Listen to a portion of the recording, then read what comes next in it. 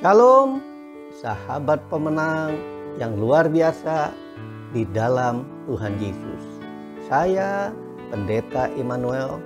Kita bertemu kembali dalam renungan yang berjudul Makanlah Roti yang Tidak Membuat Lapar Lagi. Begitu banyak orang mendengar perkataan Tuhan Yesus yang menyatakan bahwa dirinya adalah roti hidup. Maka mereka memohon kepadanya, Tuhan, berikanlah kami roti itu senantiasa. Di dalam Alkitab ada dua kata dalam bahasa Yunani untuk kata hidup. Pertama, kata bios menunjukkan kehidupan secara jasmani, sedangkan kata zoe menunjukkan kehidupan secara rohani.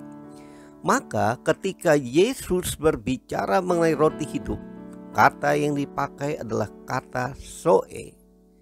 Jadi Tuhan Yesus sedang menawarkan makanan rohani, artinya Yesus adalah roti hidup yang memberikan hidup yang kekal. Akan tetapi manusia tidak memiliki kemampuan untuk percaya dan datang kepada Yesus karena sifat alami manusia yang telah jatuh ke dalam dosa. Sifat dasar manusia yang rusak total oleh dosa ini tidak mungkin mau datang kepada Tuhan Yesus. Itu sebabnya Tuhan Yesus datang menawarkan hidup kekal pada manusia. Karena itu tanpa inisiatif Tuhan yang menarik kita berbalik kepada Dia dan jadikan kita ciptaan yang baru, kita tidak mungkin mau datang dan percaya kepadanya. Jadi orang yang makan roti hidup ini adalah orang yang menyatu dengan Kristus, artinya orang memiliki relasi dengan Tuhan Yesus. Jika kita punya roti hidup, kita tidak mungkin terpisah dari Kristus. Bahkan tidak ada apapun yang dapat memisahkan kita dari kasih Kristus. Roma 8:38-39, karena Dia kini hidup di dalam hidup kita dan kita hidup di dalam Dia. Galatia 2:20. Seperti roti itu dimakan setiap orang bagi orang Israel, maka dalam doa Bapa kami dikatakan, berikanlah kami pada hari ini makanan kami yang secukupnya. Matius 6:11.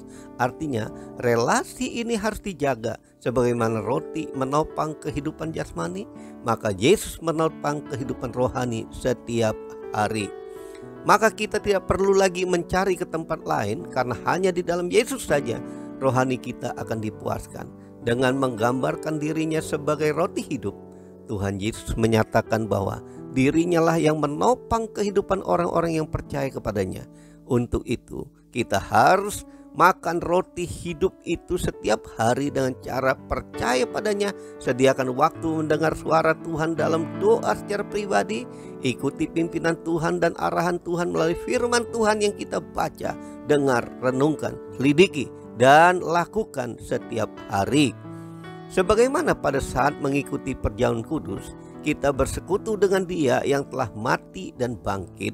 Karena dalam perjalanan kudus yang selalu kita rayakan, roti dan anggur yang kita terima merupakan lambang dari tubuh dan darah Yesus Kristus. Dengan demikian, kita bukan saja diingat pada pengorbanan Yesus di Golgota, tetapi juga ada tugas kita untuk memberitakan kematiannya sampai Yesus datang kembali. 1 Korintus 11:26. Ini berarti Tuhan Yesus memberikan tubuhnya bukan hanya untuk keselamatan kita sendiri, tetapi untuk keselamatan orang lain juga. Karena Yesus Kristus adalah roti hidup, jadi marilah kita menerima, membagikan, dan memberitakannya. Ia telah mengerjakan bagiannya, marilah kita mengerjakan bagian kita sekarang. Sehingga kita tidak lagi menjadi orang-orang yang mengikuti Dia, hanya berfokus pada berkat jasmani atau berharap akan mujizatnya saja. Tuhan Yesus ingin mengubah paradigma kita yang salah dan mengajar kita untuk mengejar sesuatu yang kekal, bukan hanya apa yang terlihat di depan mata saja, yaitu sesuatu yang fana. Namun Yesus harus menjadi sumber dari segala kebutuhan kita. Maka Ia akan memenuhi segala yang kita perlukan, baik bagi tubuh, baik bagi jiwa dan roh kita. Mari ikuti saya berdoa. Bapa, aku mau menjadikan Engkau sebagai roti hidup yang menjadi sumber dari segala kebutuhanku. Apapun yang terjadi, aku percaya bahwa Engkau tidak pernah lalai memenuhi segala kebutuhan jasmani, jiwa, dan rohku seumur hidupku. Penuhi hidupku dengan kasih-Mu, biar aku sungguh-sungguh dapat merasakan kepuasan yang sebenarnya, karena Engkaulah kepuasanku. Dalam nama Tuhan Yesus, saya berdoa. Amin. Bagi sahabat yang terberkati dengan renungan ini, tolong di-share ke banyak orang agar jadi berkat.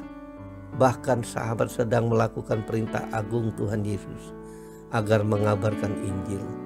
Bila sahabat belum pernah subscribe renungan kita ini, tolong di-subscribe. Bila sahabat sudah pernah subscribe renungan kita, tolong di-like dan share saja. Salam dari saya, Pendeta Immanuel dan tim.